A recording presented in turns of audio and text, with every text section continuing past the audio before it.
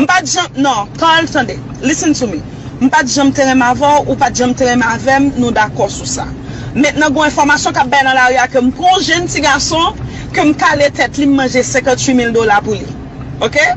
$58,000 pour lui, ti nèg la gen on how can I call that? Comment on compagnie sécurité, on ti nèg boka.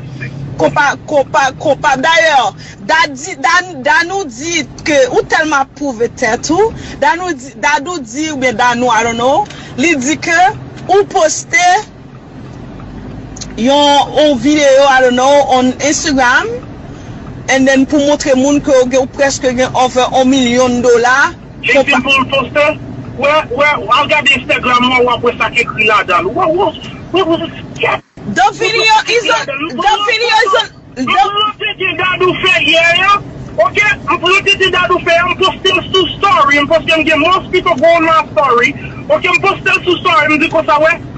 Okay, I'm posting back because I go to the great people I ever be a bitch nigga. Okay, if I'm posting because I say kapale kaka. Me pull a video that do what? Okay, so now. Okay. So now it's everybody blame me because manger $58,000, Carl. Because I was with you and mais c'est ça qu'a raconté. You don't go on social media. C'est $58,000 monsieur. C'est pour ça hier me parle avec Dadou, me dit Dadou. Quand on regarde back, on peut se dire $58,000 pour le Richard. On kiste ou businessman. Bon, d'ailleurs, ou te dit qu'on va jamais parler à Dadou, Dadou dit qu'on saute acheter n'importe 15 cailles et c'est domaine qu'on te dit tout. Qu'on saute font investissement c'est domaine. So depuis année Richard, depuis année ça me parle avec Dadou. Comment Dadou fait qu'on nous te c'est domaine ou t'as acheté caille? Dadou pas qu'on aime acheter caille yo. Dadou pas qu'on aime acheter caille yo. Oh my God. Attendez. Moi fais une photo avec Woody. Attendez. Moi fais une photo avec Woody. Moi poster. Woody didn't post my picture. I post the picture. And then I said, oh, I was with my so Woody. Because this is my so charisma. And I said, I was with him. I post the picture. The only picture they have, it's the picture I post with him. You get toute photo net. I don't get it. Tellement sexy, je dis, me dit, ok, so me dit, ok, c'est pas étonnant, c'est où d'elle. Richard, I posted that picture. Richard, let me take a photo, on fait photo à devant avec story Facebook, même poster le même côté, Richard. I don't remember that. I'm sorry, Carl. I'm sorry. I don't remember that. I don't. When I met you for the first time at the airport, when you come to me and said, oh, it's me, we were chatting, I'm like, hey, I don't remember. And then when you said, oh, I'm like, I'm